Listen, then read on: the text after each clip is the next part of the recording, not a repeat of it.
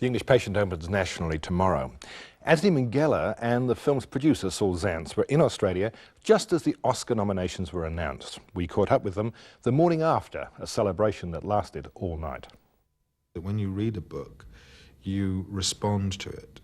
You respond, you flesh out characters you're reading, you go through a process, you create an imaginary answer to the question of the novel.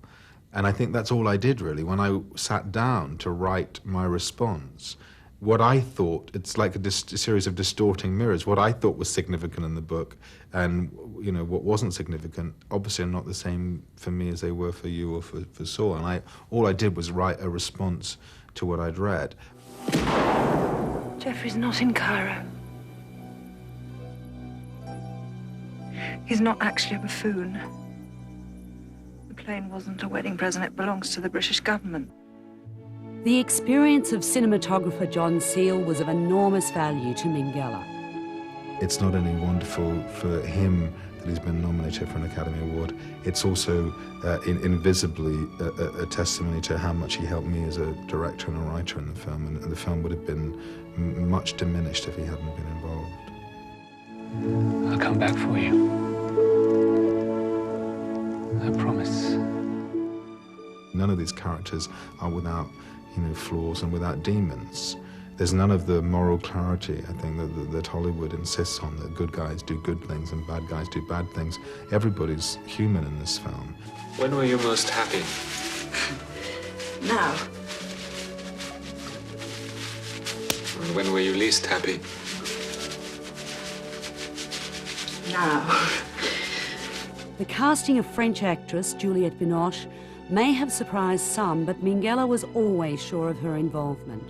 She sort of danced through the pages of the book for me, and when I first spoke to Saul, I said, there's a great part for Juliette, and I clambered on Saul's back to get to Juliette. We sent her the book. I called her and told her we had a book for her to read, and we were going to try and make it into a film, and about 2 weeks later, after she got it, she called up, she said, Hannah, right?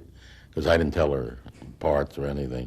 And I said, yes. She said, well, I want to do it. And it was approximately 2 years later before we started from that time, I believe, yeah. And she was the first one we cast. The Germans were all over this area. They left mines everywhere.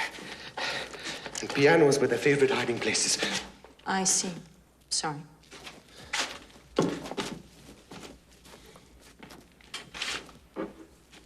Then maybe you're safe as long as you only play Bach. He's German. Ralph Fiennes is required to play the dashing hero, as well as the enigmatic figure of the English patient. You know, you're looking for somebody with such a unique ragbag of qualities, and also have the skill, which I think has been really overlooked in this performance, to transform himself, that I think lots of people simply don't understand what technically is involved when you've got no apparatus left. You can't move anything. You can't move your face. All you've got is some, you know, very fragile modulation of your voice to lure people into what's going on inside you, and he does that so exquisitely. Why you so determined to keep me alive? Because I'm a nurse.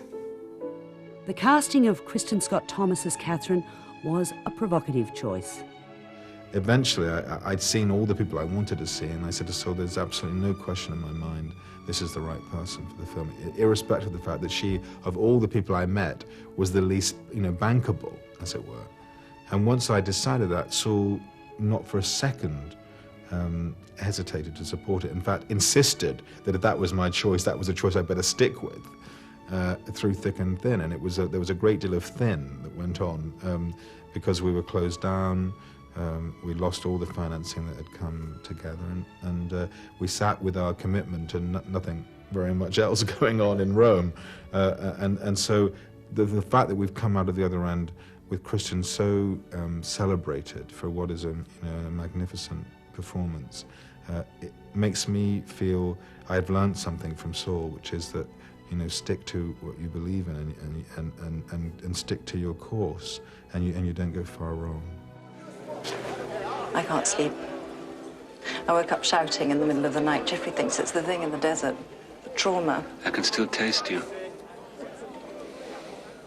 it's very nice to be in a situation now where we can look at each other and say, well, there you go, you know, we believed in this project, and an audience at the other end is believing in the project, and that's a very good thing for us. It's a great vindication of Saul and my time and energy and commitment.